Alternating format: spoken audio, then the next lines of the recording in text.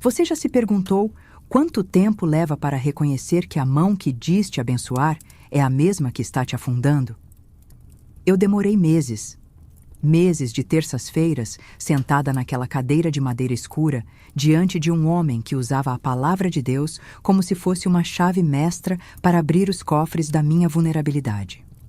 O ventilador de teto rangia acima de nós, naquele gabinete pastoral nos fundos da igreja, misturando o ar quente com o cheiro de café instantâneo e as páginas amareladas da Bíblia que ele sempre deixava aberta em Malaquias.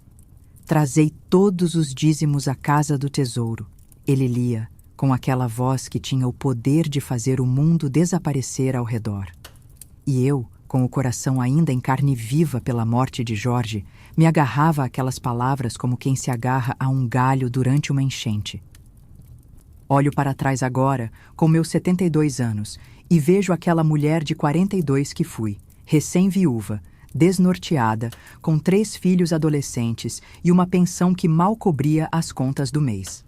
Na Caratinga de 1995, uma mulher sozinha era como uma casa com a porta escancarada.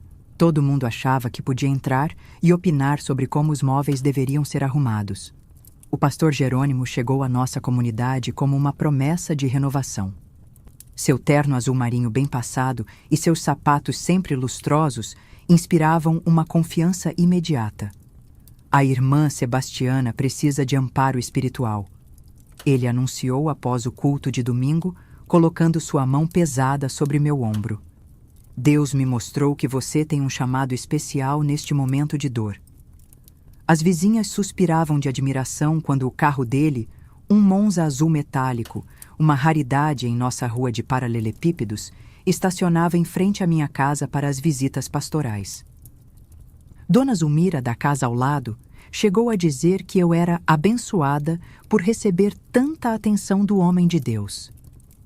Ninguém via o que acontecia dentro daquelas 4 paredes, quando ele sentava em nossa poltrona de camurça verde, aquela que Jorge comprou quando nasceu nossa filha mais nova. E começava a falar sobre como as viúvas precisavam de proteção especial. Ninguém via quando sua mão tocava a minha ao me entregar a xícara de café devolvida, demorando mais do que o necessário. Ninguém ouvia quando ele, entre versículos decorados, perguntava sobre minha solidão de mulher. Foi num desses dias que ele me mostrou o envelope. Deus colocou no meu coração que a irmã deve fazer uma oferta especial, disse ele, seus olhos fixos nos meus. R$ 500 para o novo projeto da igreja. Era quase todo o dinheiro da pensão daquele mês. Quando hesitei, ele abriu a Bíblia naquela passagem sobre a viúva que deu tudo o que tinha. Você não confia no Senhor, irmã Sebastiana? Perguntou, com aquele meio sorriso que eu só mais tarde reconheceria como manipulador. Deus honra os que o honram em primeiro lugar. Naquela noite, depois que ele saiu, fiquei sentada à mesa da cozinha, olhando para a caderneta onde anotava nossas despesas. O gás estava acabando. Marcos, meu filho do meio, precisava de material escolar. A conta de luz tinha chegado com aviso de corte. Mesmo assim, separei o dinheiro no envelope. Foi a primeira de muitas ofertas especiais que comprometeriam nossa já frágil estabilidade. Se alguém tivesse me contado naquele momento que, 30 anos depois, eu estaria em uma sala cheia de mulheres compartilhando esta história como um testemunho de superação, eu não acreditaria. Como poderia imaginar que aquele período de manipulação espiritual e emocional se transformaria em uma das maiores lições da minha vida? Mas antes de chegar à luz, precisei atravessar um longo túnel de sombras. E foi nesse túnel que descobri uma força que não sabia possuir. Nossa casa, na Rua das Acácias, tinha sido o projeto de uma vida inteira. Jorge trabalhou 15 anos na marcenaria do Sr. Antônio antes de conseguirmos comprar aquele terreno. Cada cômodo carregava um pedaço da nossa história. O assoalho de peroba que meu marido instalou com as próprias mãos, as paredes que pintamos de amarelo claro, porque, segundo ele, combinava com meu sorriso. Foi nessa casa que criamos nossos 3 filhos. Luiz, o mais velho, sério e responsável como o pai. Marcos, o do meio, sempre com um livro debaixo do braço. E Ângela, nossa caçula, que aos 16 anos já mostrava um talento especial para a costura. Herança minha, diziam todos. Nossa vida não era luxuosa, mas era honesta e cheia daquela felicidade simples que só percebemos quando ela nos falta. Então, numa tarde de fevereiro, o telefone tocou. A voz do senhor. Antônio estava embargada. Sebastiana, você precisa vir para o hospital. Jorge passou mal na marcenaria. Quando cheguei lá, já era tarde demais. Um derrame fulminante havia levado embora o homem que durante 23 anos dormiu ao meu lado, roncando levemente como um gato satisfeito. O velório foi na nossa sala. As mesmas paredes amarelas que deveriam nos alegrar agora pareciam absorver o preto das roupas dos visitantes. Foram 2 dias de café forte, biscoitos de polvilho que as vizinhas traziam e aquele murmúrio constante de condolências que você ouve, mas não consegue processar. Foi ali que conheci o pastor Jerônimo. Ele havia assumido a liderança da Igreja da Graça Renovada apenas 3 meses antes, substituindo o velho pastor Josias, que se aposentara após 30 anos de ministério. A irmã tem uma família linda, ele disse, observando meus filhos aglomerados no sofá. Jorge deixou um legado precioso. As primeiras semanas após o enterro foram um borrão de compromissos burocráticos. O INSS, os documentos da pensão, o inventário simples dos poucos bens que tínhamos. Descobri que a pequena poupança que Jorge mantinha mal daria para 3 meses de despesas.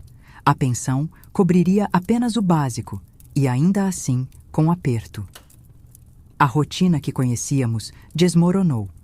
Luiz, com 22 anos, conseguiu um emprego como auxiliar administrativo numa loja de materiais de construção para ajudar nas despesas. Marcos, com 19, continuava estudando, mas passou a dar aulas particulares de matemática nas horas vagas. Ângela, ainda no colégio, tentava ser forte, mas eu a ouvia chorando baixinho no quarto que dividia com os irmãos. Quanto a mim, tentava manter a casa funcionando. A máquina de costura Singer que Jorge me dera de presente no nosso 10º aniversário de casamento se tornou mais do que um passatempo. Foi meu primeiro passo para gerar alguma renda extra. Comecei aceitando pequenos reparos de vizinhas, uma barra de calça aqui, um zíper trocado ali. As noites eram as piores. Deitada sozinha naquela cama de casal, o vazio ao meu lado parecia crescer e engolir todo o quarto. O rádio-relógio que Jorge tanto prezava marcava as horas lentamente, e eu ficava olhando para o teto, contando as manchas de infiltração e tentando não pensar no futuro. Foi numa dessas noites insones que resolvi voltar à igreja. Não era uma mulher particularmente religiosa antes. Frequentávamos os cultos por tradição, mais do que por convicção. Jorge gostava dos hinos tradicionais e eu apreciava a sensação de pertencimento. Mas naquela manhã de domingo, senti que precisava de algo para me ancorar, algo maior que minha dor. O templo da Igreja da Graça Renovada era modesto. Um salão retangular com cadeiras de plástico branco, um pequeno púlpito de madeira e uma faixa de tecido azul celeste com os dizeres Jesus Cristo é o mesmo ontem, hoje e eternamente, pendurada ao fundo. Sentei no último banco, tentando passar despercebida, mas logo fui notada. A irmã Sebastiana nos honra com sua presença, anunciou o pastor Jerônimo do púlpito, fazendo com que todos se virassem para mim. Vamos dar as boas-vindas à nossa querida viúva. Aquela palavra, viúva, ainda me soava estranha, como se fosse um casaco que não me servia direito. Mas os abraços calorosos das irmãs após o culto, as palavras de encorajamento e os convites para os estudos bíblicos às terças-feiras pareceram, naquele momento, um bálsamo para minha alma ferida. Mal sabia eu que estava entrando em um território muito mais perigoso do que a própria viuvez. As terças-feiras tornaram-se um ritual. Depois de deixar a casa em ordem e preparar o almoço para quando os filhos voltassem da escola ou do trabalho, eu caminhava as 4 quadras até a igreja. O gabinete pastoral ficava nos fundos, uma sala pequena com uma janela que dava para o quintal, onde crescia uma mangueira antiga. A irmã está se adaptando à nova vida? Perguntou o pastor Jerônimo na primeira sessão de aconselhamento. Sua mesa de madeira escura estava sempre impecável. Uma Bíblia aberta, um porta-canetas de mármore, alguns livros empilhados cuidadosamente e uma jarra de água com 2 copos. O luto é um vale escuro, mas Deus caminha conosco. Naquele primeiro dia, chorei como não havia me permitido chorar no funeral. Falei sobre a falta que Jorge fazia, sobre o medo de não conseguir cuidar dos filhos sozinha, sobre a insegurança financeira. O pastor ouviu tudo com uma expressão de compreensão profunda, oferecendo lenços de papel quando as lágrimas se intensificavam. Sebastiana, você é uma mulher forte, ele disse quando consegui me acalmar. Deus me mostrou isso, mas até os fortes precisam de amparo. Foi a primeira vez que ele usou o meu primeiro nome, sem o irmã que normalmente precedia. Aquilo me pareceu um gesto de aproximação sincera, de confiança estabelecida. No caminho de volta para casa, senti um alívio que não experimentava desde antes da morte de Jorge. Como se tivesse depositado parte do meu fardo nos ombros largos do pastor Jerônimo. Naquela noite, dormi sem precisar do rádio ligado para disfarçar o silêncio da casa. As sessões semanais continuaram. Em algumas, outros membros da igreja participavam, geralmente mulheres em situação semelhante à minha. Mercedes, viúva do farmacêutico, Lourdes, cujo marido partira há 5 anos, Conceição, abandonada pelo esposo que formou outra família em São Paulo. Éramos um pequeno grupo unido pela ausência. Foi na 4ª ou 5ª semana que notei a mudança de tom. As irmãs precisam entender que a viuvez não é apenas uma provação, é também uma oportunidade de servir ao Senhor com maior dedicação, disse o pastor durante um dos encontros coletivos. Seus olhos percorreram cada uma de nós, demorando-se um pouco mais em mim. Sem as obrigações matrimoniais, vocês estão livres para se dedicarem integralmente à obra. No encontro individual da semana seguinte, ele foi mais direto. Sebastiana, tenho observado seu coração generoso, disse, folheando sua Bíblia até encontrar a passagem que buscava. Lembra da viúva pobre que deu tudo o que tinha para o templo? Jesus a elogiou acima dos ricos que davam apenas o que lhes sobrava. Senti um desconforto crescente quando ele empurrou para mim um pequeno envelope. A igreja está passando por dificuldades financeiras. O telhado precisa de reparos urgentes antes que comecem as chuvas de verão. Coloquei isso em oração e Deus me mostrou que você seria um instrumento de bênção para essa necessidade. Minha hesitação deve ter transparecido, porque ele imediatamente acrescentou: não estou pedindo que dê o que não tem, irmã. Apenas que confie na provisão divina. Dai, e ser-vos-á dado, ensinou Jesus. Voltei para casa com o envelope vazio e uma sensação estranha no estômago. Aquela noite, revistei nossas contas, calculei e recalculei nossos gastos.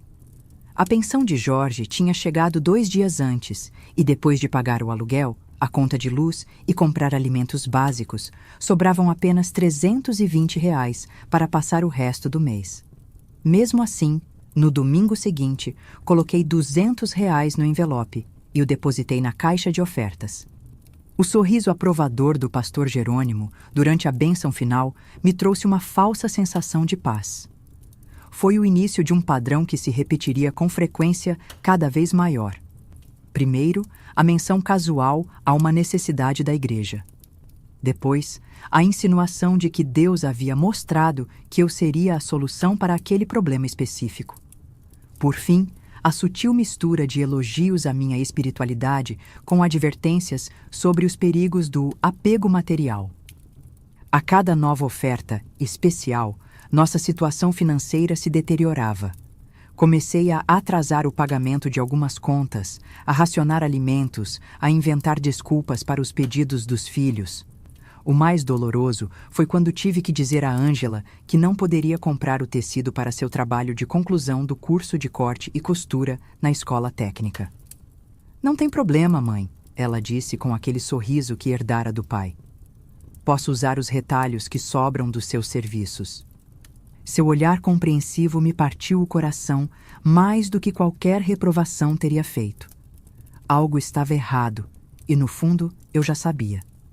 Mas reconhecer isso significaria admitir que havia cometido um erro de julgamento terrível, e pior ainda, que talvez estivesse sozinha novamente. Foi numa terça-feira de julho que meu mundo desmoronou pela segunda vez. O inverno em Caratinga sempre foi ameno, mas aquele dia parecia especialmente frio, talvez um presságio do que estava por vir. Como de costume, caminhei até a igreja para meu encontro semanal com o pastor Jerônimo, carregando na bolsa de crochê o envelope com o dinheiro que ele havia sugerido como oferta especial na semana anterior. Ao chegar no pátio da igreja, notei que o portão lateral que levava diretamente ao gabinete pastoral estava fechado, algo incomum para nossos encontros de terça-feira. Dei a volta e entrei pela porta principal, passando pelo salão vazio, os bancos de madeira alinhados em silêncio como sentinelas de uma fé que eu começava a questionar sem perceber. Quando me aproximei do corredor que levava à sala do pastor, ouvi vozes. A porta do gabinete estava entreaberta, e por aquela fresta escapavam não apenas palavras, mas toda uma verdade que eu me recusara a enxergar. Mercedes, você sabe que Deus tem um propósito para a sua viuvez, dizia a voz grave que eu conhecia tão bem. Ele colocou você sob meus cuidados para que eu pudesse guiá-la nesse momento. Parei, petrificada. Mercedes era a viúva do farmacêutico, havia perdido o marido apenas 3 meses antes. Como eu, tinha filhos para criar. Como eu, buscava consolo na igreja. Como eu, estava vulnerável. Mas, pastor, é quase todo o dinheiro da minha pensão. A voz embargada de Mercedes respondeu. Como vou explicar isso para meus filhos? A falta de fé é um pecado grave, ele rebateu, num tom que eu conhecia bem, aquela mistura de desapontamento e autoridade espiritual. Lembre-se da viúva pobre do Evangelho. Deus honra aqueles que se sacrificam. Minhas pernas fraquejaram. Era exatamente o mesmo discurso, as mesmas palavras, o mesmo versículo que ele usara comigo, como um roteiro bem ensaiado que ele repetia de uma vítima para outra. Dei um passo para trás, mas minha bolsa esbarrou numa cadeira no corredor. O barulho, embora pequeno, foi suficiente. A conversa dentro do gabinete cessou abruptamente. Tem alguém aí? A voz do pastor Jerônimo soou alarmada. Não respondi. Com o coração aos saltos, virei-me e caminhei o mais silenciosamente possível de volta pelo corredor. Ouvi a porta do gabinete se abrir atrás de mim, mas não olhei para trás. Quando alcancei o salão principal, apressei o passo e saí pela porta da frente, o suor frio descendo por minhas costas, apesar do dia fresco. Na rua, comecei a andar sem rumo, segurando o envelope na mão com tanta força que os cantos do papel se amassaram. As palavras que tinha acabado de ouvir ecoavam em minha mente, misturando-se com fragmentos de nossas próprias conversas nos últimos meses. Deus me mostrou que você seria um instrumento de bênção. A viúva pobre que deu tudo o que tinha. Sem as obrigações matrimoniais, vocês estão livres para se dedicarem integralmente à obra. Cheguei à Praça Central, onde o antigo coreto ainda preservava a memória dos tempos em que a banda municipal tocava aos domingos. Sentei-me num banco de madeira desgastado, meus pensamentos girando como um carrossel descontrolado. Não era apenas o dinheiro, embora isso fosse grave o suficiente.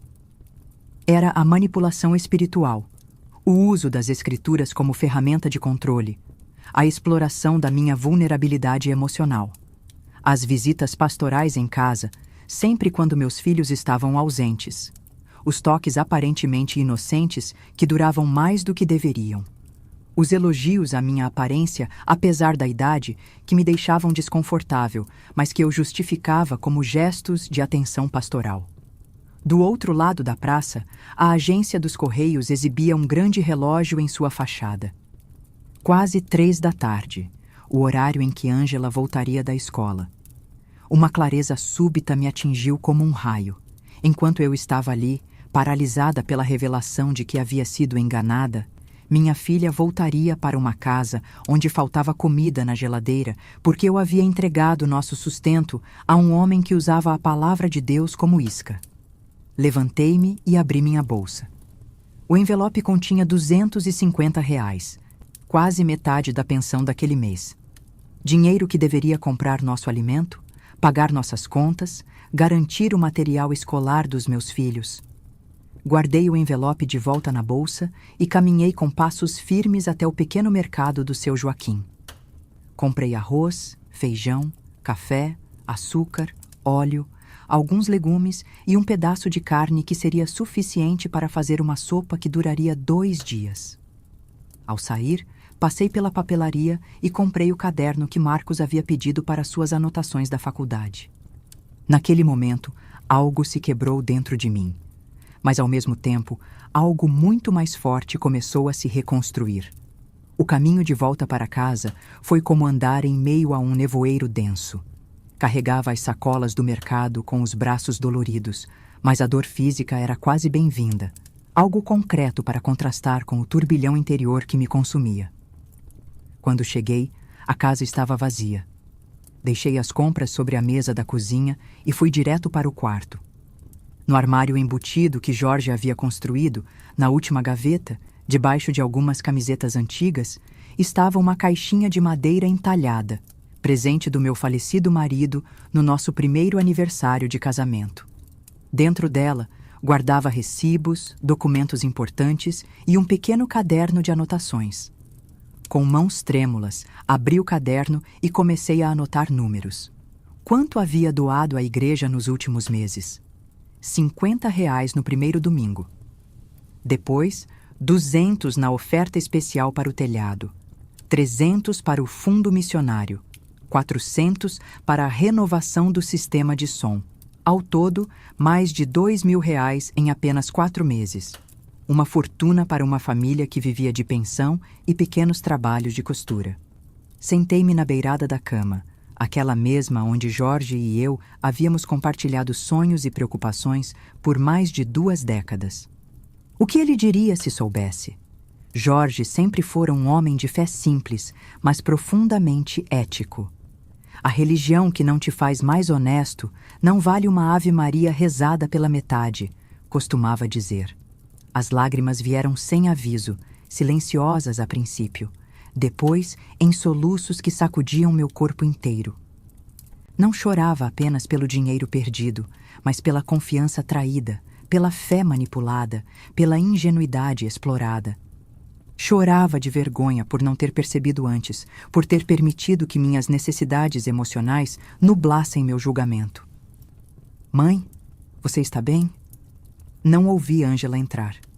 Minha filha de 16 anos estava parada na porta do quarto, a mochila escolar ainda nos ombros, os olhos arregalados de preocupação.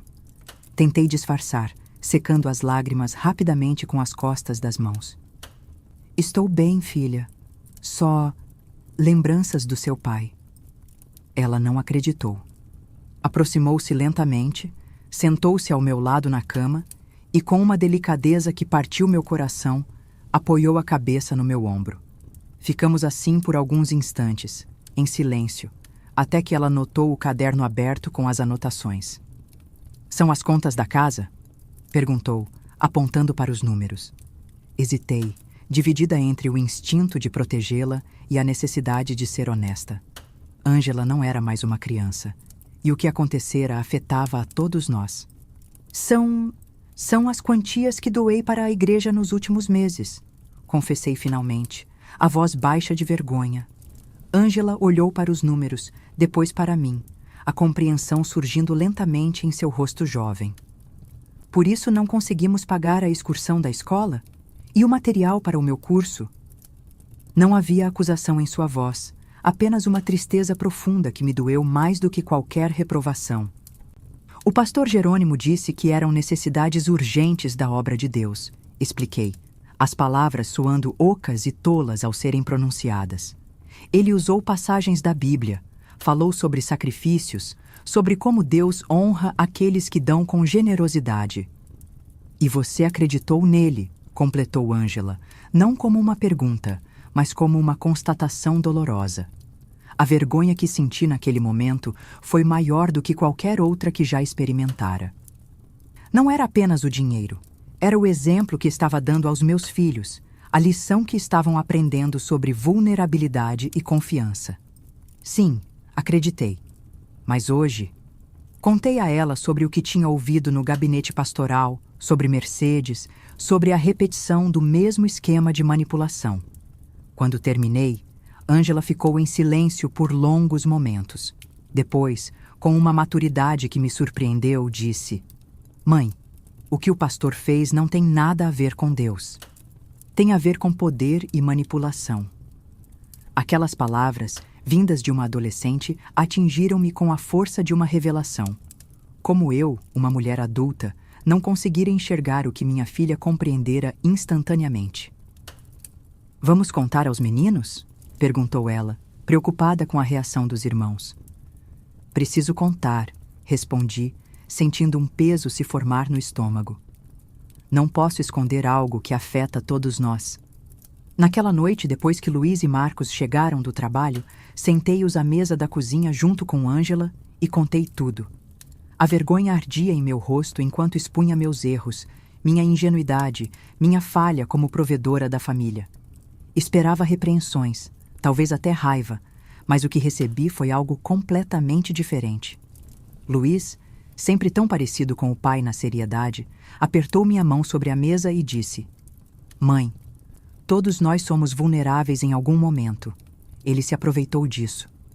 Marcos, meu filho do meio, o intelectual da família, ajustou os óculos como sempre fazia quando estava pensando profundamente. É uma forma de abuso, mãe. Abuso espiritual e financeiro. O apoio deles, em vez de me confortar completamente, acentuou minha determinação. Aquela noite marcou o início de uma transformação em mim. Da viúva fragilizada e manipulável para uma mulher que precisava recuperar não apenas suas finanças, mas sua dignidade e autonomia. Os dias que se seguiram foram difíceis, repletos daquela mistura desconfortável de raiva e autodepreciação que surge quando percebemos ter sido enganados. O telefone tocou várias vezes.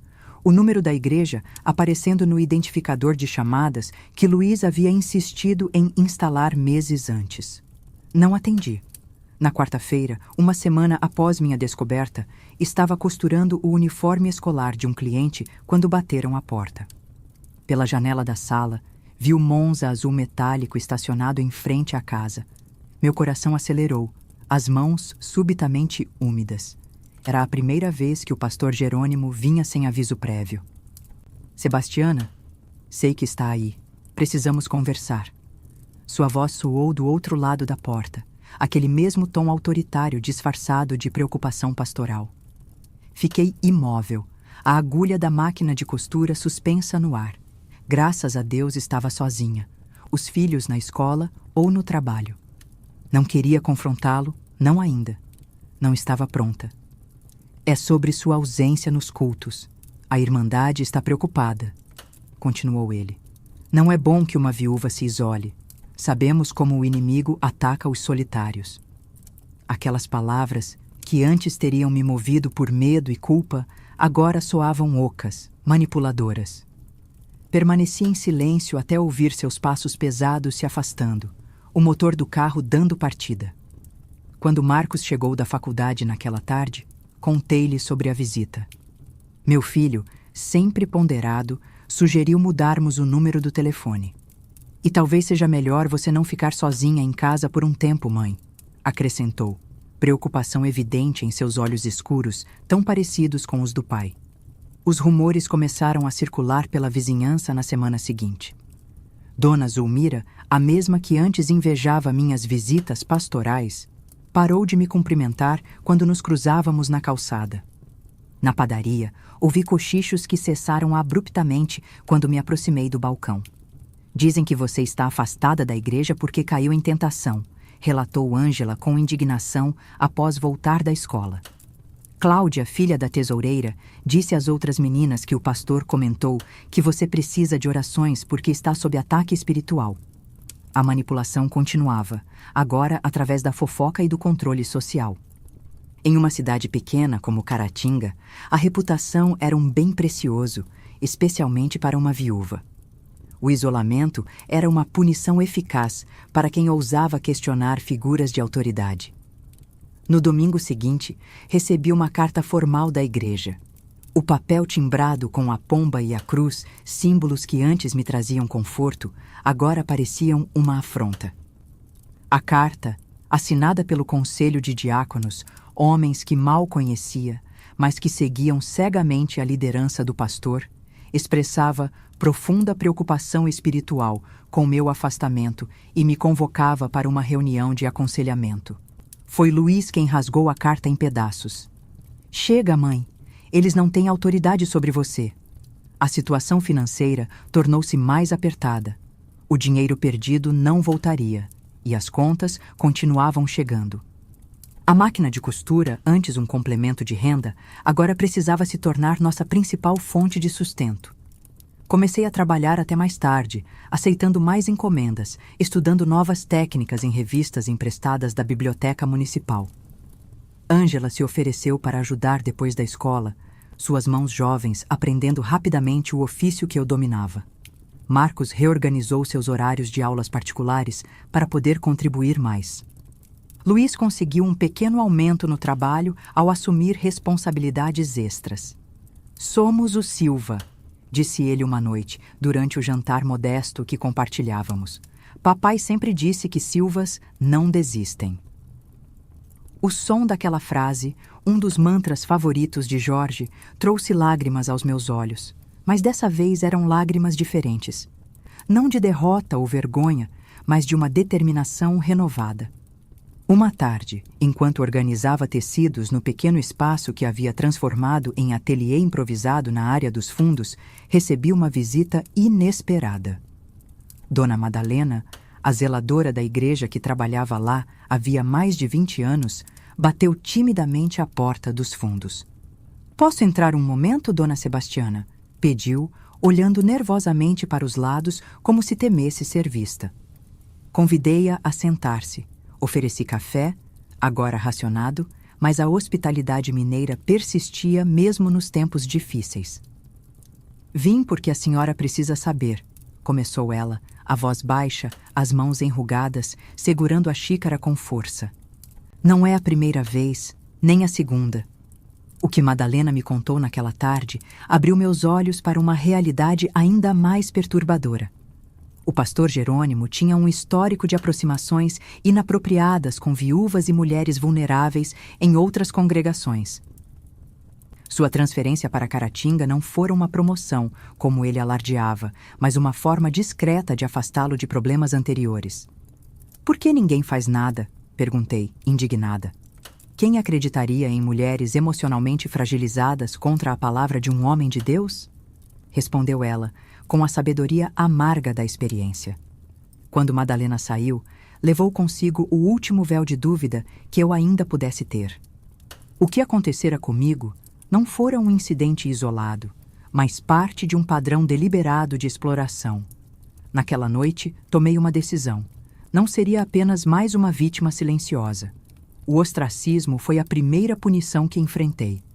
As portas que antes se abriam para mim na comunidade começaram a se fechar uma a uma. No mercadinho da esquina, seu Antônio, que sempre guardava as melhores frutas para a dona Sebastiana, agora mal levantava os olhos quando eu entrava. Na fila do banco para receber a pensão, algumas senhoras mudavam de lugar quando eu me aproximava. "É o preço de enfrentar um homem poderoso em uma cidade pequena", explicou Madalena quando nos encontramos discretamente na praça central. Escolhemos um banco afastado, perto do coreto, onde nossas conversas não chamariam atenção. "Ele está espalhando que você teve um colapso emocional pela morte do seu marido, que está sendo influenciada por forças malignas." Aquelas palavras me atravessaram como facas. Não bastava ter sido explorada financeiramente, agora minha sanidade era colocada em questão. O controle social era uma arma poderosa, especialmente em 1995, em uma cidade do interior de Minas Gerais, onde a palavra de um pastor tinha peso de lei divina. A chegada das contas naquele mês trouxe outra realidade dolorosa. O aviso de corte de luz estava grampeado na fatura, com valores atrasados que eu não conseguiria cobrir apenas com os trabalhos de costura que tinha em mãos. A geladeira quase vazia era outro lembrete constante da nossa situação precária. Mãe, o que acha de eu trancar a faculdade por um tempo? Perguntou Marcos uma noite, enquanto jantávamos um sopão que eu havia preparado para esticar os ingredientes. Posso trabalhar período integral na loja de material de construção. O seu Geraldo disse que tem vaga. Não, respondi com uma veemência que surpreendeu a todos na mesa. Seu pai trabalhou a vida inteira para dar estudo a vocês. Isso não vai acontecer. Mas as palavras corajosas não pagavam contas. Na manhã seguinte, enfrentei meu próprio orgulho e fui até a casa da minha irmã Aparecida, do outro lado da cidade. Não nos falávamos muito desde a morte de Jorge. Ela nunca aprovara minha dedicação intensa à igreja e nossas conversas sempre terminavam em discussões sobre fé e religiosidade. Sebastiana? A surpresa em seu rosto quando abriu a porta dizia tudo. Aconteceu alguma coisa? Sentadas na cozinha dela, entre o aroma de pão caseiro e o barulho do rádio tocando Roberto Carlos ao fundo, desabei. Contei tudo. As manipulações, o dinheiro perdido, o isolamento social. Quando terminei, esperava ver no rosto dela aquele "eu avisei" que tanto temia. Em vez disso, Aparecida segurou minhas mãos sobre a mesa. Você fez o certo em se afastar. E fez certo em vir aqui. Saí de lá com um empréstimo que cobriria nossas contas atrasadas e uma promessa de jantar em família no domingo seguinte, algo que não acontecia desde antes da morte de Jorge. O verdadeiro desafio, entretanto, veio quando cheguei em casa e encontrei um recado na secretária eletrônica. Aquela máquina de fita que ficava ao lado do telefone fixo e piscava quando havia mensagens. A voz do pastor Jerônimo soava ainda mais autoritária através do aparelho. Irmã Sebastiana, soube que você está espalhando calúnias sobre meu ministério. Lembro a você que a Bíblia é clara quanto aos que difamam os ungidos do Senhor. Estou orando para que a rebeldia não traga consequências piores para sua família. As implicações veladas daquela ameaça me fizeram tremer. Apaguei a mensagem antes que meus filhos pudessem ouvi-la, mas o medo permaneceu, instalando-se em mim como um hóspede indesejado. Naquela noite, deitada na cama que um dia compartilhei com Jorge, percebi que enfrentava uma batalha em múltiplas frentes, financeira, social e espiritual. O pastor havia colonizado não apenas meu bolso, mas também minha fé. Cada versículo que eu tentava ler na Bíblia agora parecia contaminado por sua voz, por suas interpretações interesseiras. O que você faria, Jorge? Murmurei para o teto escuro, como se meu marido pudesse me ouvir de algum lugar. A resposta não veio do além, mas de uma memória. Anos antes, quando enfrentamos uma crise financeira após Jorge ter sido demitido da marcenaria onde trabalhava, ele passou semanas procurando emprego sem sucesso. Uma noite, cheguei em casa e o encontrei no quintal, construindo uma pequena banca de madeira. "O que é isso?" perguntei. "Se ninguém vai me dar trabalho, vou criar o meu próprio", respondeu ele, martelando com determinação. "Vou vender cafezinho e pão de queijo na frente da rodoviária." E foi o que fez, por 6 meses, até conseguir um emprego na carpintaria, onde trabalharia pelo resto da vida. Aquela banca estava guardada no fundo do nosso quintal, coberta por uma lona desbotada. Na manhã seguinte, arrastei-a para a frente da casa e comecei a limpá-la, sentindo os calos nas mãos.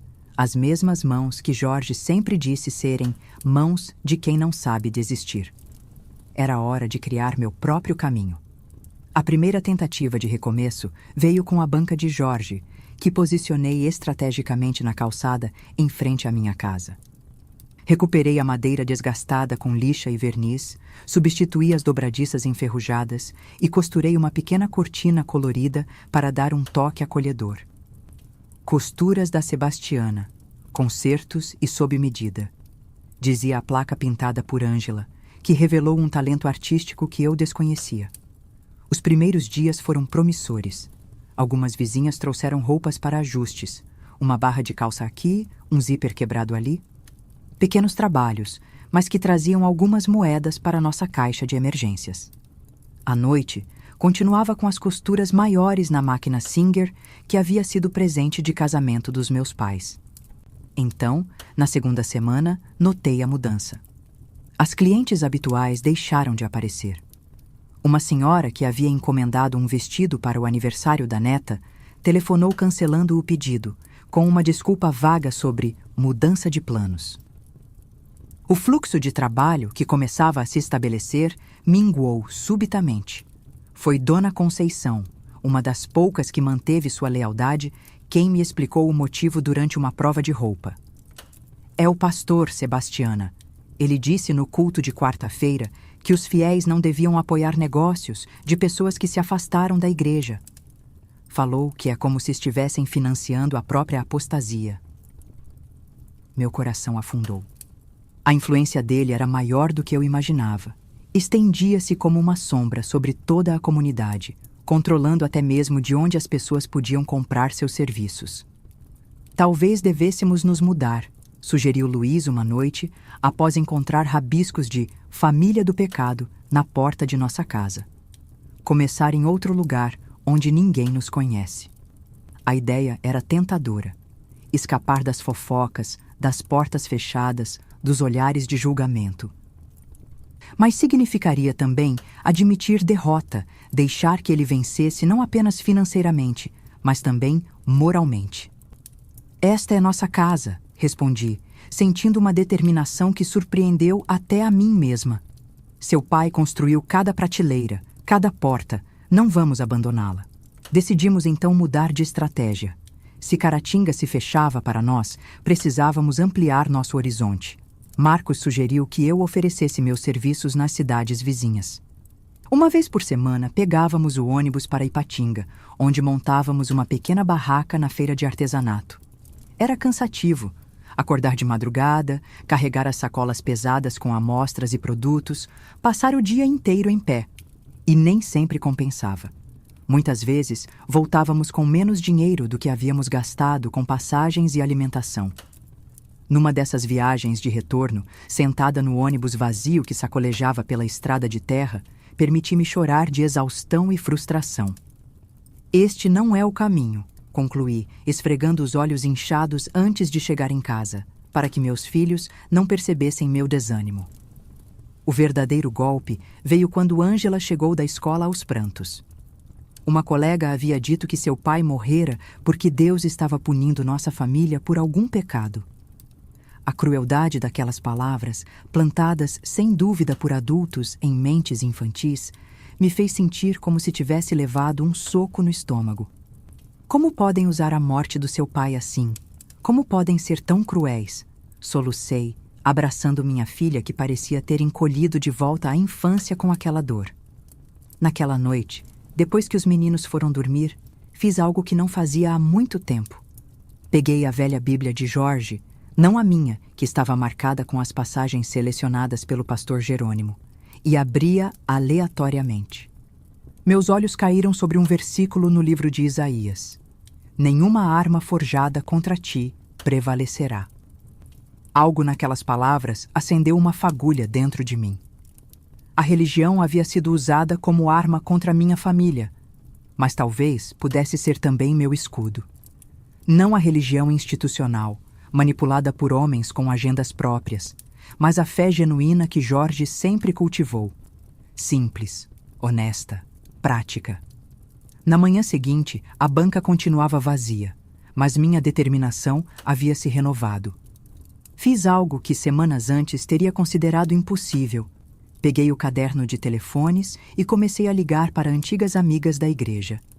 Muitas desligaram assim que reconheceram minha voz.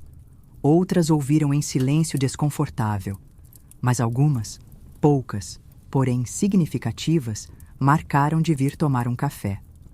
Não concordo com o que o pastor está fazendo, confidenciou Maria do Carmo, uma senhora de 60 anos que havia sido amiga de minha mãe. Mas tenho medo. Meu marido é diácono. Meu filho canta no coral. O medo. Era isso que mantinha o sistema funcionando.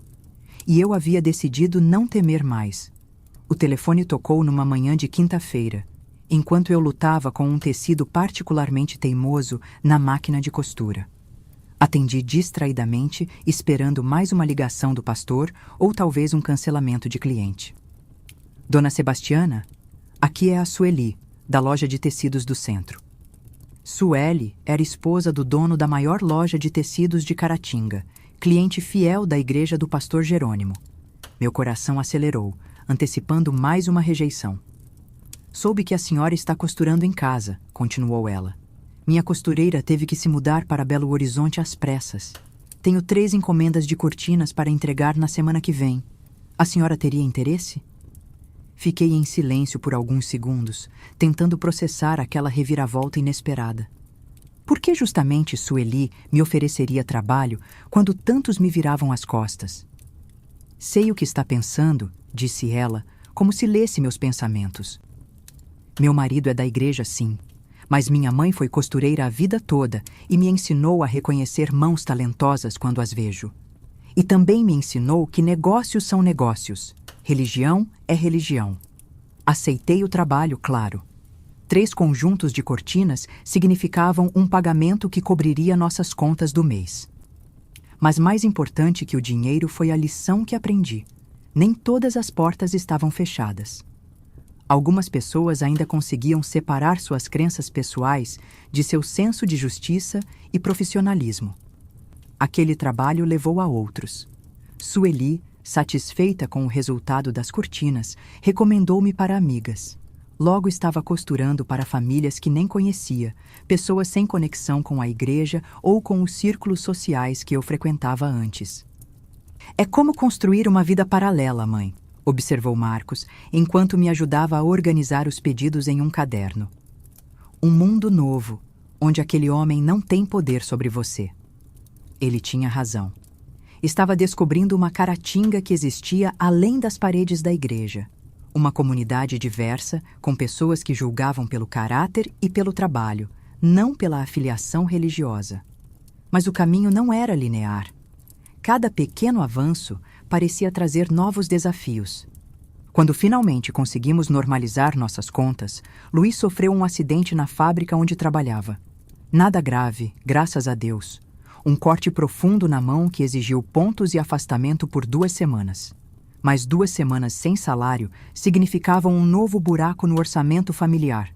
Foi quando me lembrei das aulas de culinária que eu costumava dar para as jovens da igreja antes do casamento. Jorge sempre dizia que meus pães de queijo eram pecado em forma de comida, tão deliciosos que faziam as pessoas esquecerem seus princípios. Comecei a assar de madrugada, enchendo a casa com o aroma irresistível que fazia os meninos levantarem mais cedo só para pegar os pãezinhos ainda quentes. Ângela teve a ideia de embalá-los em pequenos pacotes decorados com fitas coloridas, dando um toque especial que os diferenciava dos vendidos nas padarias. Luiz, mesmo com a mão enfaixada, insistiu em ajudar na distribuição. Todas as manhãs, antes de o sol nascer completamente, saía com sua bicicleta carregando uma caixa térmica adaptada no bagageiro. Entregava em pequenos comércios, em algumas residências que haviam feito encomendas e na porta da escola onde Ângela estudava. Lentamente, fomos construindo uma nova rede de relações e oportunidades. Não era fácil. O cansaço físico era constante e havia dias em que o desânimo batia forte. Mas havia também pequenas vitórias que restauravam nossa energia. Uma dessas vitórias veio quando Dona Zulmira, a mesma vizinha que antes me evitava, bateu timidamente à minha porta um domingo à tarde. "Vim pedir desculpas, Sebastiana", disse ela, os olhos baixos de vergonha. "Acreditei em coisas que disseram sobre você sem questionar." "O que mudou?" perguntei, curiosa sobre sua súbita mudança de atitude. Minha sobrinha Mercedes me contou tudo. Sobre como o pastor a manipulou depois que ficou viúva, sobre o dinheiro que ele tirou dela e sobre as visitas em que tentava. Bem, você sabe. Convidei-a para entrar e servimos café na sala. Um café simples, sem os bolinhos que antes eu sempre oferecia às visitas, mas servido com a dignidade recuperada de quem não se vê mais como vítima. A visita de Zulmira foi seguida por outras. Mercedes veio, depois outras 2 viúvas. Aos poucos, nossa sala de estar nas tardes de domingo transformou-se em um espaço de cura coletiva. Mulheres compartilhando histórias similares, apoiando-se mutuamente, encontrando força na vulnerabilidade compartilhada. Precisamos fazer algo, disse Mercedes em uma dessas tardes. Não podemos deixar que isso continue acontecendo com outras mulheres. Aquelas palavras desencadearam um misto de esperança e apreensão em meu peito. Fazer algo significava exposição, confronto direto. Significava arriscar o frágil equilíbrio que havíamos construído nas últimas semanas. O que você sugere? Perguntei, sentindo o peso da responsabilidade em considerar não apenas minha própria situação, mas a de todas aquelas mulheres. Foi nesse momento que o telefone tocou. Atendi e ouvi a voz trêmula de Madalena, a zeladora da igreja. Dona Sebastiana, preciso falar com a senhora urgentemente. É sobre o pastor. Ele encontrou os registros que eu guardei. Todas as doações especiais, todos os nomes. Estou com medo. Encontramos Madalena na rodoviária, sentada em um dos bancos de concreto, uma pequena mala de mão ao seu lado. Seu rosto, normalmente sereno, estava marcado por uma tensão que a envelhecia 10 anos.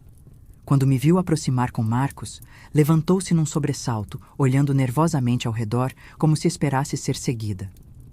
Ele disse que vou responder por calúnia e difamação se não parar de espalhar mentiras, explicou ela, a voz quase sumindo sob o barulho dos ônibus chegando e partindo.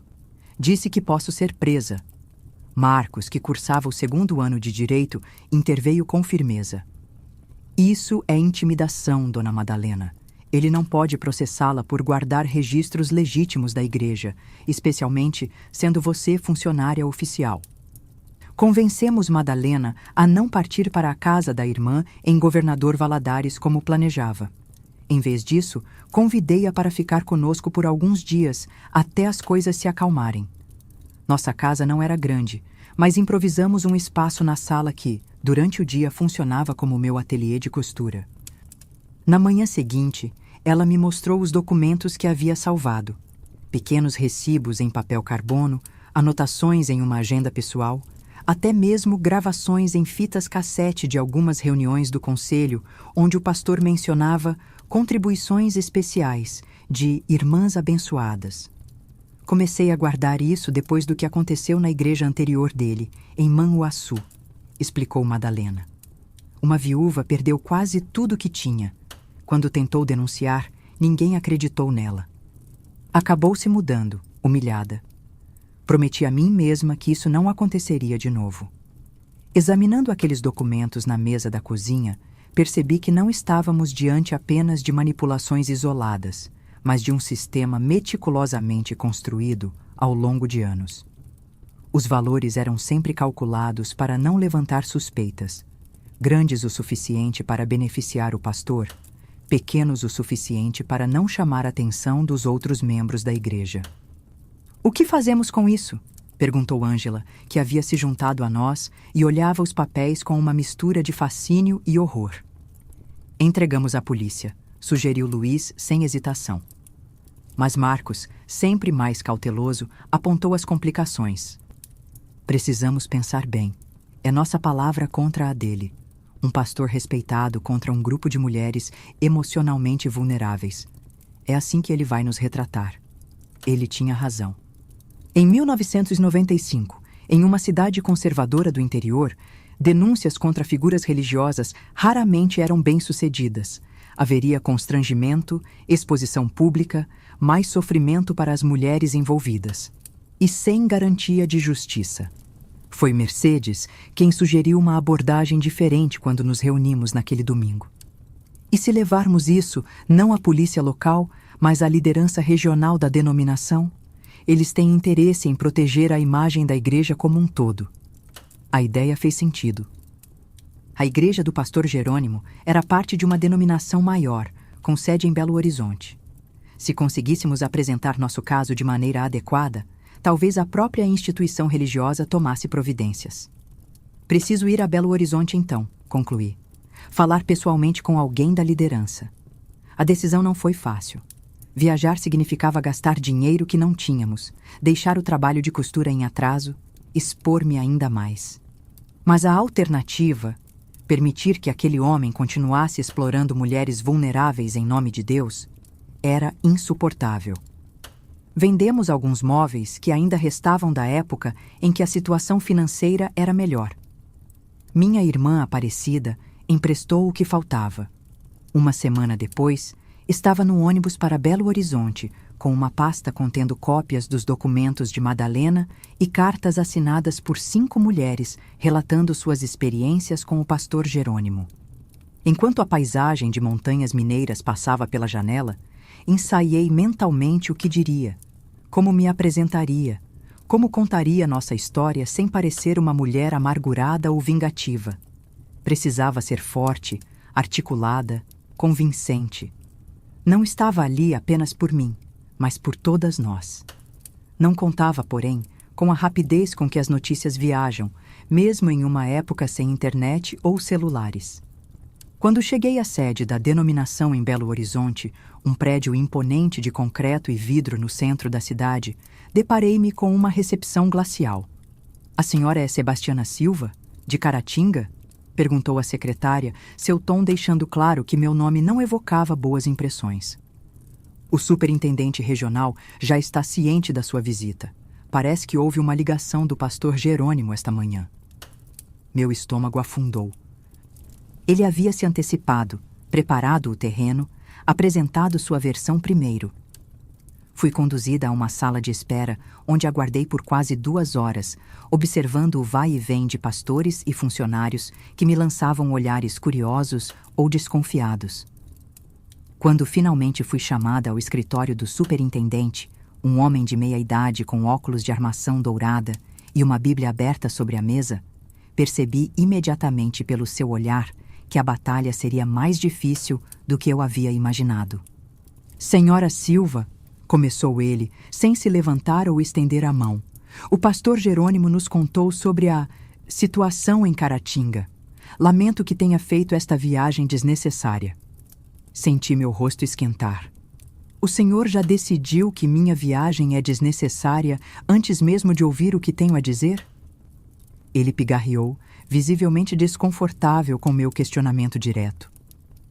"Entendo que a senhora está passando por dificuldades desde a perda do seu marido. O luto pode afetar nosso discernimento espiritual e... Não estou aqui como uma viúva emocionalmente instável, superintendente," interrompi, sentindo uma coragem que não sabia possuir. "Estou aqui como uma mulher que foi financeiramente explorada por um homem que abusa de sua posição de autoridade espiritual. E não estou sozinha." Abri a pasta e comecei a dispor os documentos sobre sua mesa. Recibos, cartas, testemunhos. A cada papel que colocava, via seus olhos se arregalarem ligeiramente atrás das lentes dos óculos. "Acredito que o senhor vai querer examinar isso com atenção", disse, mantendo minha voz firme, apesar do coração acelerado. "Não por mim, mas pelo bem da instituição que o senhor representa." Durante a viagem de volta a Caratinga, observei pela janela do ônibus as montanhas de Minas que pareciam testemunhas silenciosas da minha jornada. O superintendente havia me ouvido. Realmente me ouvido. Depois de 3 horas examinando os documentos e fazendo perguntas incisivas, ele havia prometido uma investigação interna. "Não posso garantir o resultado, dona Sebastiana", disse ele ao me acompanhar até a porta. "Mas posso garantir que isto não será varrido para debaixo do tapete." Aquelas palavras me deram uma pequena chama de esperança, mas também um pavor crescente do que estaria me esperando em casa. O pastor Jerônimo sabia da minha viagem. Certamente não ficaria de braços cruzados. Quando o ônibus estacionou na pequena rodoviária de Caratinga, já era noite. Marcos estava me esperando, seu rosto uma mistura de alívio e preocupação. Enquanto caminhávamos para casa, ele me contou o que havia acontecido durante minha ausência. O pastor convocara uma reunião emergencial do conselho e anunciara que forças malignas estavam tentando destruir a igreja. "Ele falou seu nome, mãe", disse Marcos, sua voz baixa apesar da rua deserta. "Disse que a senhora estava espiritualmente perturbada, desde a morte do pai, que precisávamos orar pela sua restauração. Aquilo era pior do que eu imaginava. Não era apenas uma defesa, era um ataque preventivo contra minha credibilidade. Um nó se formou em minha garganta enquanto dobrávamos a esquina da nossa rua. Foi então que vimos. Nossa casa, antes um refúgio de cores suaves que Jorge havia pintado com tanto cuidado, agora exibia letras vermelhas e grosseiras na parede da frente. Falsa cristã. E outras palavras que prefiro não repetir. A pequena placa que anunciava meus serviços de costura havia sido arrancada e quebrada em pedaços espalhados pelo jardim. Ângela veio correndo assim que abrimos o portão, abraçando-me com força. Aconteceu de tarde, explicou ela, as lágrimas escorrendo. Luiz tentou impedir, mas eram vários rapazes. Disseram que estavam defendendo o homem de Deus. Dentro de casa, Madalena preparava um chá de camomila com mãos trêmulas. Foi culpa minha, murmurou ela. Nunca deveria ter envolvido a senhora nisto. Não, respondi com firmeza, embora sentisse minhas pernas fracas. Você fez o certo. Nós fizemos o certo. Bebemos o chá em silêncio, cada um perdido em seus pensamentos. As paredes finas da casa não conseguiam abafar os comentários dos vizinhos que passavam, alguns em solidariedade discreta, outros em condenação aberta. Nossa pequena cidade parecia ter se dividido em dois campos opostos. O telefone tocou pouco depois das 9. Era Mercedes. Sua voz um sussurro urgente. O conselho vai se reunir amanhã à noite para decidir sobre sua expulsão formal da igreja. Estão chamando de disciplina restaurativa. Agradeci pela informação e desliguei. Olhei para meus filhos reunidos na sala, seus rostos demonstrando uma determinação que me lembrou Jorge. Estávamos sendo testados como nunca antes, mas também estávamos mais unidos. O que faremos agora, mãe? Perguntou Luiz, sempre prático. Por um momento, deixei-me sentir o peso completo da situação. Nossa reputação atacada, nossa casa vandalizada, nossa segurança ameaçada. Meu instinto era recuar, talvez até considerar aquela mudança para Belo Horizonte que minha irmã tanto sugeria. Mas então olhei para a foto de Jorge na parede, aquele retrato tirado no nosso último aniversário de casamento, seu sorriso sincero sob o bigode bem aparado. Ele sempre dizia: Sebastiana, você é como as montanhas de Minas. Parece suave de longe, mas é feita de pedra por dentro. Respirei fundo e tomei minha decisão. Amanhã à noite, vamos à reunião do conselho. Não, mas mãe, protestou Ângela, eles não vão deixar você falar. Não precisam deixar, respondi, uma clareza súbita tomando conta de mim. Não vou pedir permissão para ser ouvida, não mais. A igreja estava mais cheia do que o normal para uma reunião do conselho numa quinta-feira. Quando entramos, eu, meus 3 filhos e Madalena, o burburinho de conversas cessou como se alguém tivesse desligado um rádio. Senti dezenas de olhares nos seguindo enquanto caminhávamos pelo corredor central, alguns hostis, outros curiosos, alguns poucos abertamente solidários. O pastor Jerônimo estava de pé, ao lado do púlpito, conversando com 2 conselheiros. Quando me viu, seu rosto assumiu uma expressão que misturava surpresa e irritação, rapidamente mascarada por um sorriso benevolente. Irmã Sebastiana, disse ele, sua voz projetada para que todos ouvissem. Esta é uma reunião fechada do conselho. Apenas membros convocados podem participar. Antes que eu pudesse responder, a porta dos fundos se abriu. Mercedes entrou, seguida por outras 3 mulheres, todas viúvas, todas antigas ovelhas especiais do aconselhamento pastoral. Por fim, para minha completa surpresa, entrou o superintendente regional que eu havia visitado em Belo Horizonte. Creio que esta reunião acaba de se tornar aberta, pastor Jerônimo, disse o superintendente, sua voz calma, mas firme, considerando a gravidade das questões a serem discutidas. O rosto do pastor empalideceu. Ele olhou nervosamente para os conselheiros, buscando apoio, mas eles pareciam tão surpresos quanto ele com a chegada inesperada do superior hierárquico. Sugiro que nos sentemos todos, continuou o superintendente. Temos muito a discutir. O que se seguiu foi a hora mais difícil e, ao mesmo tempo, mais libertadora da minha vida. Uma a uma, nós mulheres contamos nossas histórias. Mercedes falou sobre os empréstimos para a igreja que nunca foram registrados oficialmente. Outra descreveu os toques inapropriados durante sessões de aconselhamento. Madalena apresentou sua documentação meticulosa de anos de manipulação financeira. Quando chegou minha vez, fiz algo que nunca imaginei ter coragem. Caminhei até o púlpito.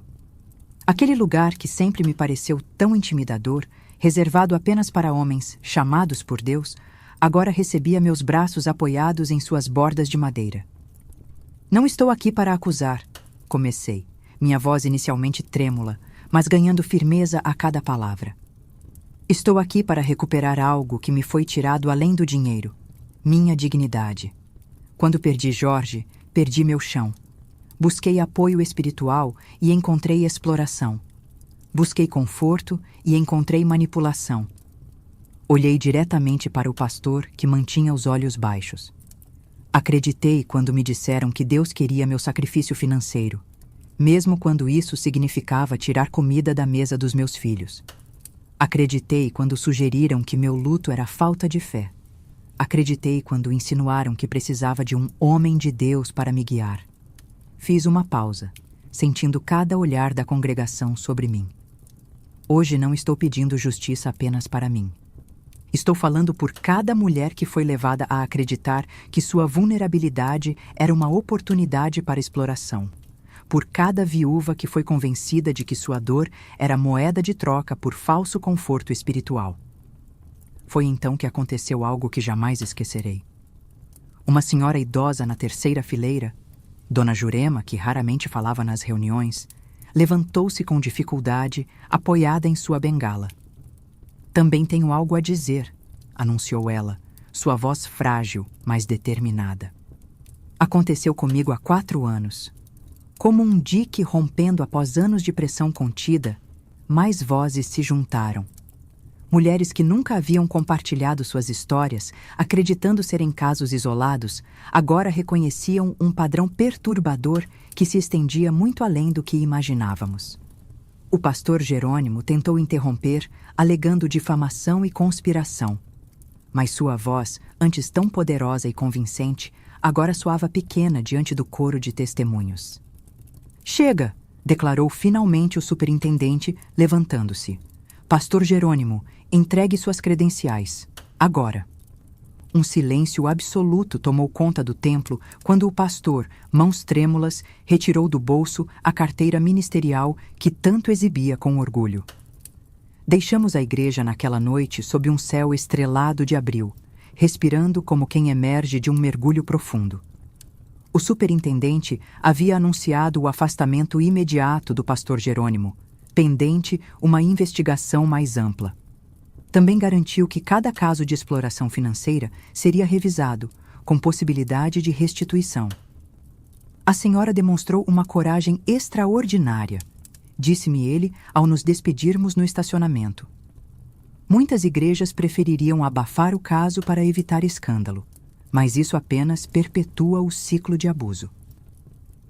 Enquanto caminhávamos para casa, meus filhos, Madalena e eu, havia um clima estranho entre nós. Não era exatamente celebração, nem apenas alívio.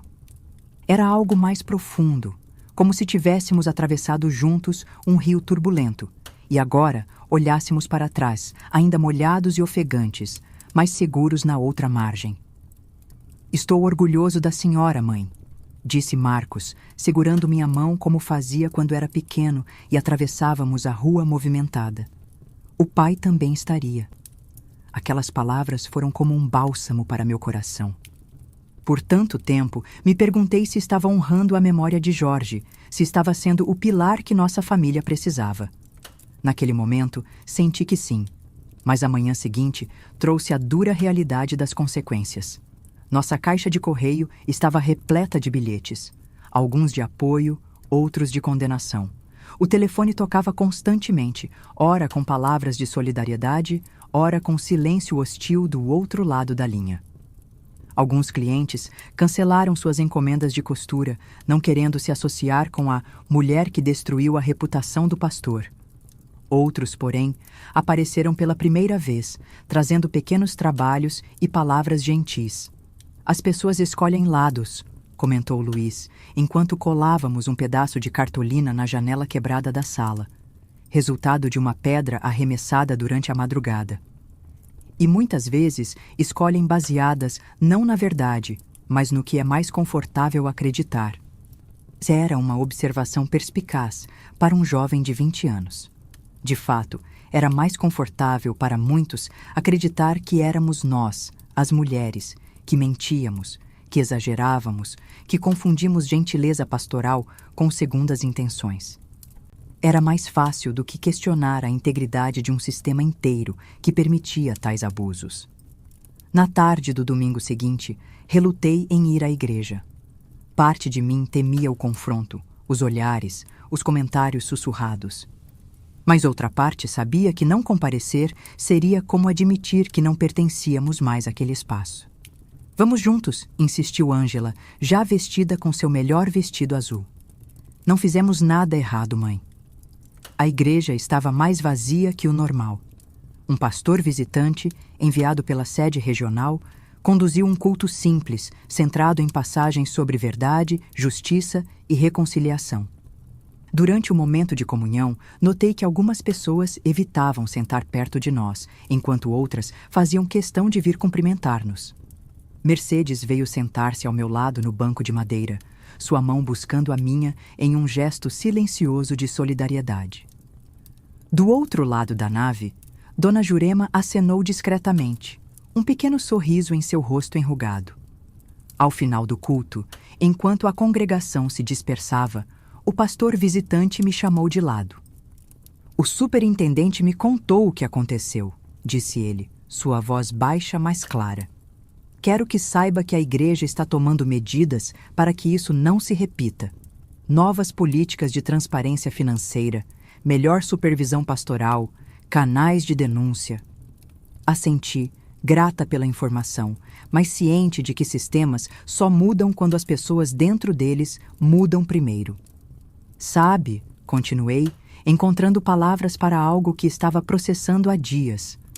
O mais difícil não foi enfrentar o pastor Jerônimo, foi admitir para mim mesma que permiti aquela situação por tanto tempo, que confundi submissão com piedade. O pastor balançou a cabeça, compreensivo. Às vezes, nossa maior batalha é contra nossas próprias concepções distorcidas de fé. A verdadeira fé nunca nos diminui ou nos explora. Saí da igreja naquele dia com uma certeza crescente.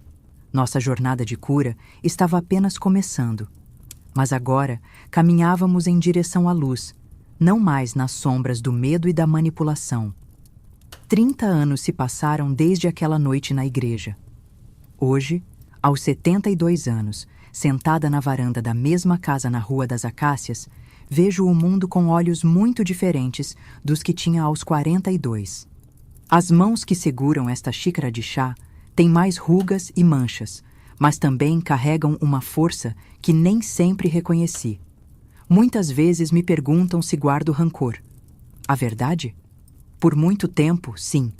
Não apenas do pastor Jerônimo, mas de mim mesma.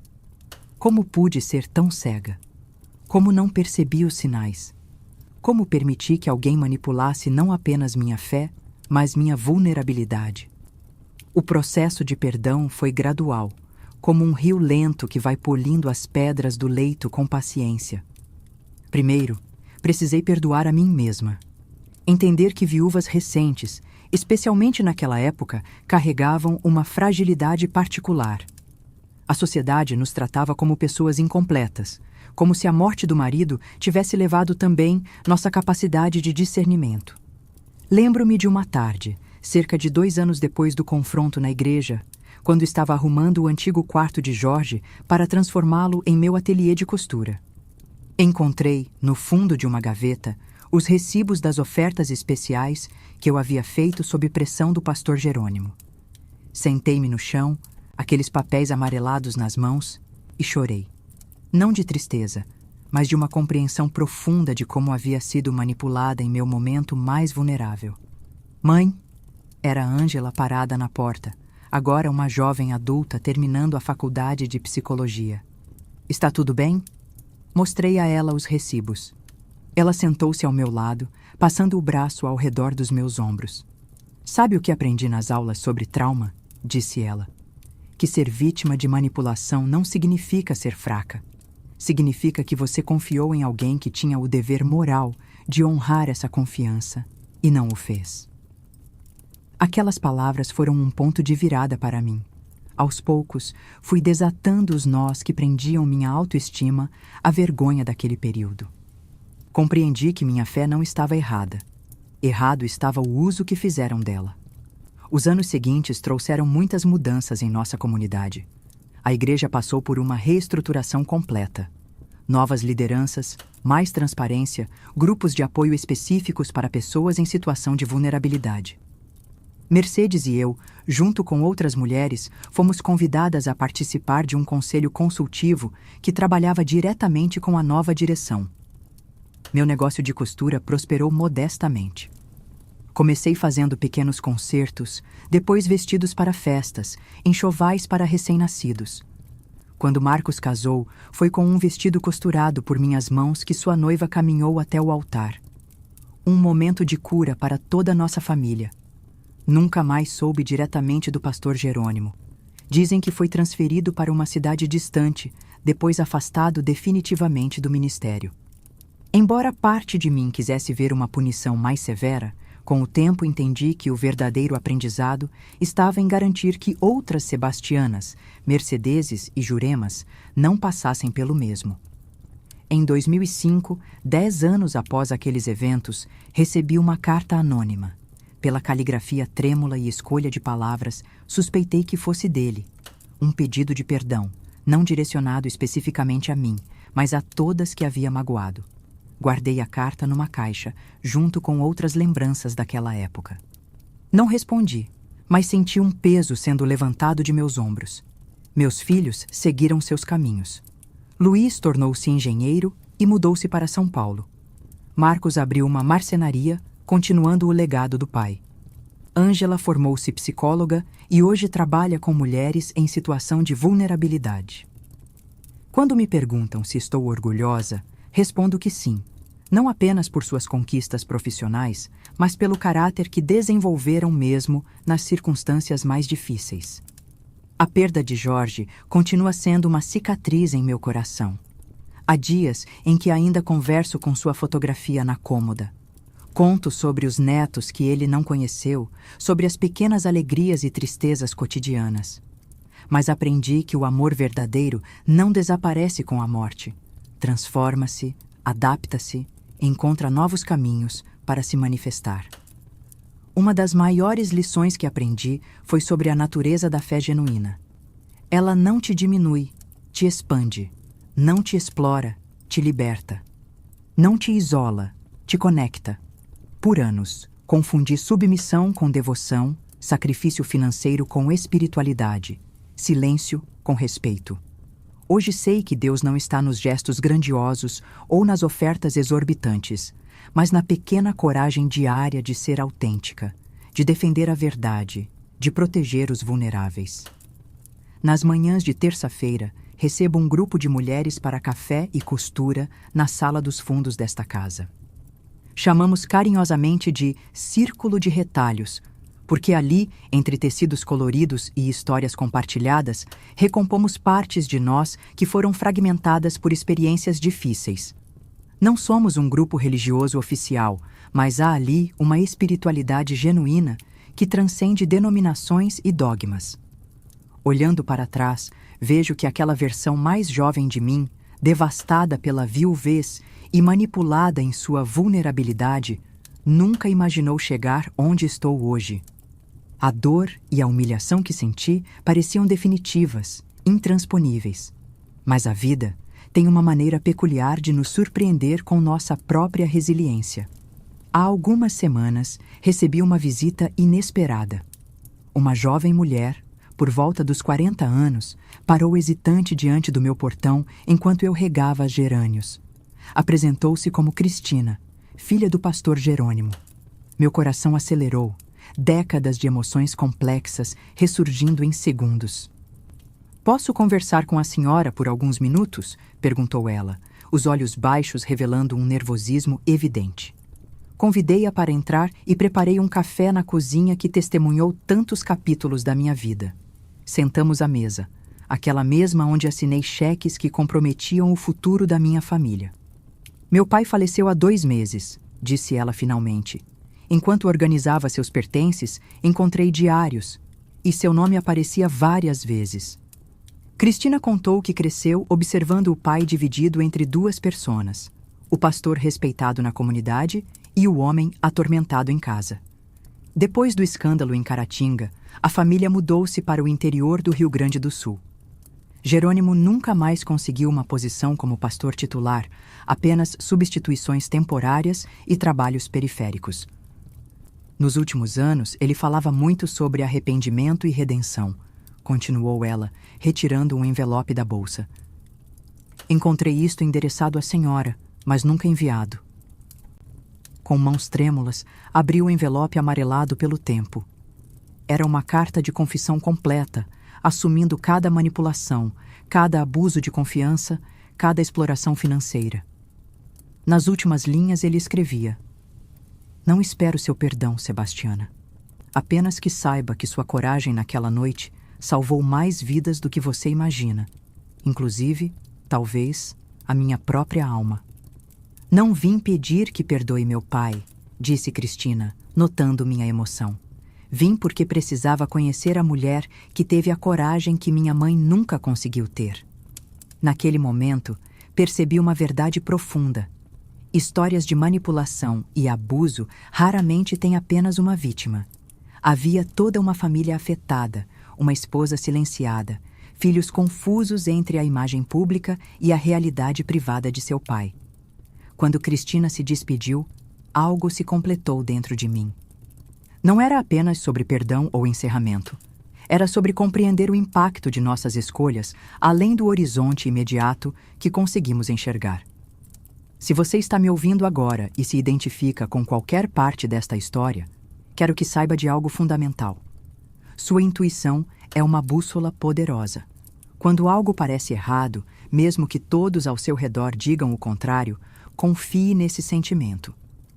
Especialmente em ambientes onde a autoridade é raramente questionada, seja uma igreja, uma família tradicional ou qualquer instituição com hierarquias rígidas.